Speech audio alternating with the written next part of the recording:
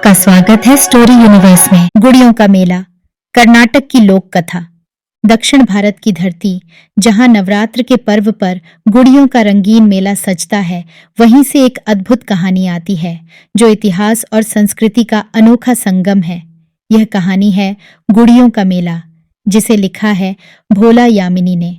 भोला यामिनी, जिन्हें लोक कथाओं की दुनिया में उनकी अनूठी शैली और कहानी कहने के कौशल के लिए जाना जाता है, ने इस कथा के माध्यम से हमें उस समय में ले जाते हैं जब अर्जुन बृहन्नला के रूप में राजकुमारी उत्तरा के साथ थे। सोचिए, क्या हो अगर एक राजकुमारी अपने गुड़ियों के लिए महायुद्ध से वस्त्र मांग बैठे। यह कहानी प्रश्न करती है, क्या अर्जुन अपनी प्रतिज्ञा पूरी कर सके? कैसे उन्होंने अपने सम्मोहन अस्त्र का प्रयोग कर कौरवों को निष्प्रभ किया और वस्त्र प्राप्त किए।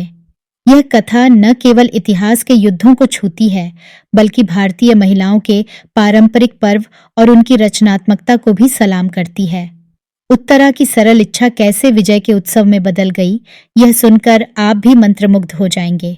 और आज भी इस पर्व को मनाते हुए महिलाएं कलाकारों की कला को सम्मान देते हुए इस परंपरा को जीवित रखती हैं। तो चलिए शुरू करते हैं। बच्चों, दक्षिण भारत के कई राज्यों में नवरात्र के दिनों में गुड़ियों का दरबार लगाया जाता है।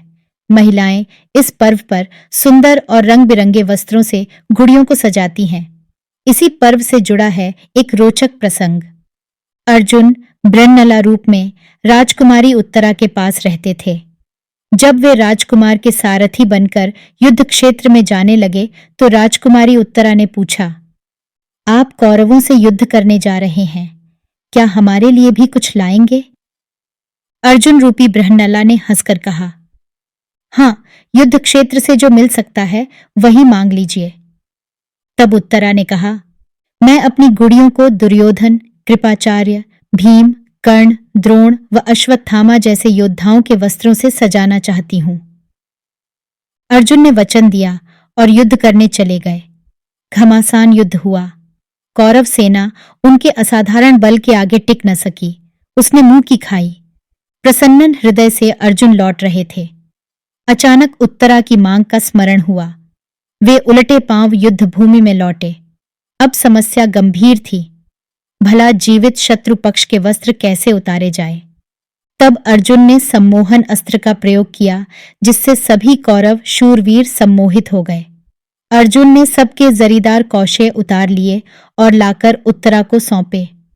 उत्तरा उन्हें देखकर खुशी से नाच उठी। उसने विजय का समारोह मनाने के लिए सभी गुड़ियों को भली भांति सजा दिया और उन्हें एक पंक्ति में खड़ा कर दिया। इस पंक्ति में देवी देवताओं की कलात्मक मूर्तियां भी थीं।